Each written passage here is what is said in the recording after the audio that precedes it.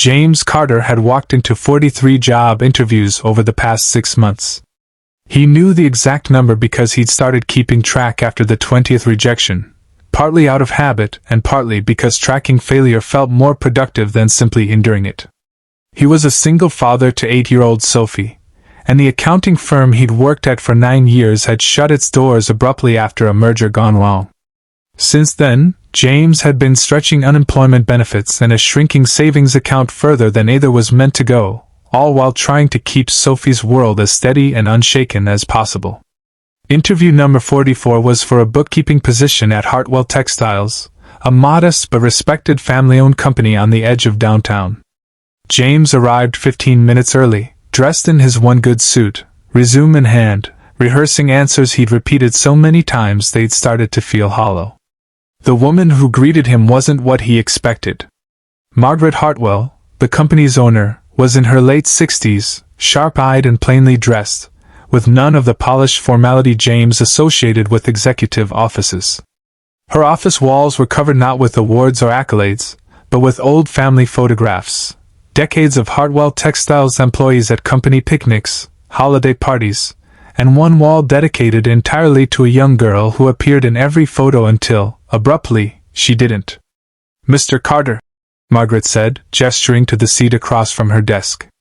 "Your resume is impressive. 9 years at one firm says a great deal about loyalty, which is rare these days." "Thank you, ma'am. The merger wasn't something I could control, unfortunately. Life rarely gives us control over the things that matter most," Margaret said, studying him carefully. "Tell me about your daughter." James blinked, caught off guard by the question. "My daughter?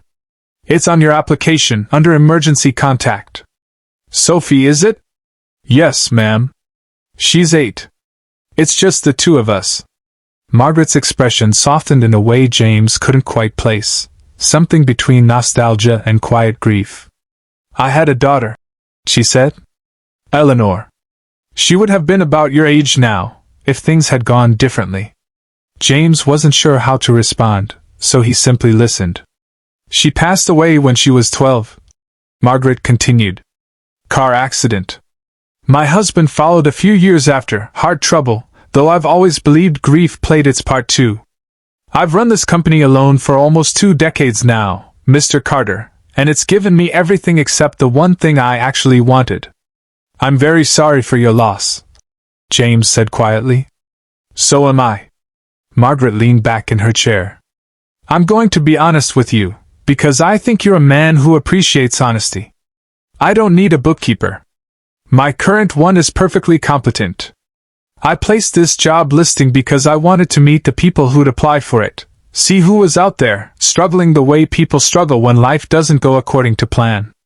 James felt something tighten in his chest, unsure whether this was leading toward disappointment or something else entirely.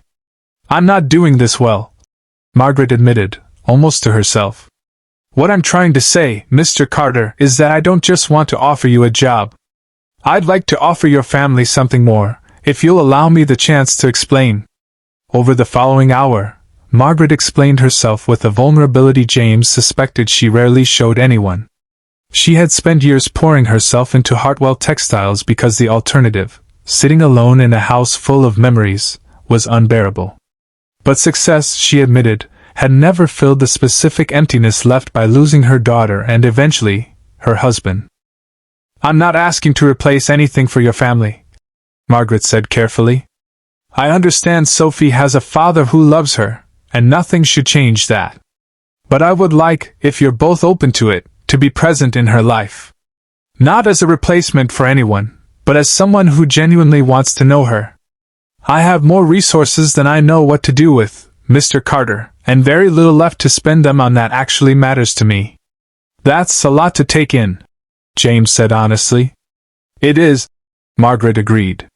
"Which is why I'm not asking for an answer today. Take the bookkeeping position if you'd like it.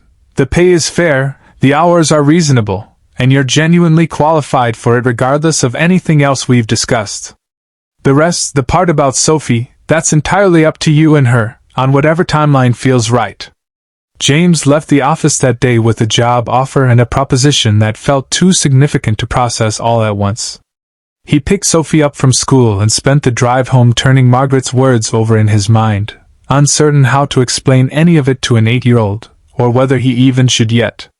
3 weeks into the bookkeeping job, Margaret invited James and Sophie to a small gathering at her home. Nothing overwhelming, just dinner and a walk through her garden. Sophie, unaware of the deeper context, took an immediate liking to Margaret's collection of rescue dogs and spent most of the evening trailing after them through the yard. "She has Eleanor's laugh," Margaret said quietly to James, watching Sophie chase one of the dogs across the lawn. "I didn't expect that to catch me off guard." "Is it too hard?" James asked gently. "We don't have to keep coming if it is." "No," Margaret said, wiping her eyes with the back of her hand. "It's the first time in 18 years something has felt this alive in my garden." Over the following months, a relationship grew slowly and naturally, not forced, not transactional, simply real. Margaret became a steady presence in Sophie's life, someone who showed up to school plays and taught her to bake, filling a space either of them had known was missing. James never took Margaret's kindness for granted, and Margaret never asked for anything beyond the simple gift of being included. What began as a desperate 44th job interview became, in time, something neither of them had expected, a family built not out of necessity, but out of two people's willingness to let someone new into their grief and their lives.